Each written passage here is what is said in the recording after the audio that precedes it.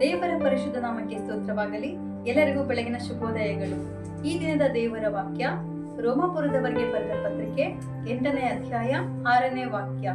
ಶರೀರ ಭಾವದವುಗಳ ಮೇಲೆ ಮನಸ್ಸಿಡುವುದು ಮರಣ, ಪವಿತ್ರಾತ್ಮನಾದವುಗಳ ಮೇಲೆ ಮನಸ್ಸಿಡುವುದು ಜೀವವೂ ಮನಃಶಾಂತಿಯೂ ಆಗಿದೆ.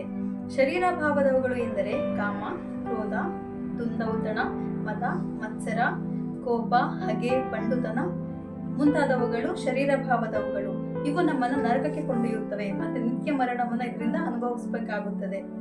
ಪವಿತ್ರಾತ್ಮನಾದವುಗಳ ಮೇಲೆ ಮನಸ್ಸಿಡುವುದು ಎಂದರೆ ಪ್ರೀತಿ, ಸಮಾಧಾನ, ತಾಳ್ಮೆ, ನಂಬಿಕೆ, ದೀರ್ಘಶಾಂತಿ ಮತ್ತು ಶಮೆದಮೆ ಇವುಗಳನ್ನು ನಾವು ಶರೀರದಲ್ಲಿ ಅಳವಡಿಸಿಕೊಂಡು ರೂಢಿಸಿಕೊಂಡು ನಡೆಯುವುದರಿಂದ ಇವು ನಮ್ಮನ್ನ ನಿತ್ಯ ಜೀವಕ್ಕೆ ಕೊಂಡೊಯ್ಯುತ್ತವೆ. ದೇವರು ಈ ವಾಕ್ಯವನ್ನ ಆಶೀರ್ವದಿಸಲಿ. ಪ್ರಾರ್ಥಿಸಿಕೊಳ್ಳೋಣ. ಪರಿಶುದ್ಧನಾದ ತಂದೆಯ ದೇವರೇ, ನಿಮಗೆ ಸ್ತೋತ್ರಗಳನ್ನು ಸಲ್ಲಿಸ್ತೀನಿ. ರಾಜ ಕರ್ತನೆ, ಈ ವಾಕ್ಯವನ್ನು ಕೊಟ್ಟದಕ್ಕಾಗಿ ನಿಮಗೆ ಸ್ತೋತ್ರ ಸ್ವಾಮಿ. ಅಪ್ಪ, ಈ ವಾಕ್ಯವನ್ನು ಕೇಳುವವರೆಲ್ಲರಿಗೂ ಅಪ್ಪ ಪವಿತ್ರಾತ್ಮನ ವರಗಳನ್ನ ಕೊಟ್ಟು ಕಾಯ್ದು ಕಾಪಾಡಿರಿ ಅಪ್ಪ. ಯೇಸುವಿನ ನಾಮದಲ್ಲಿ ತಂದೆಗೆ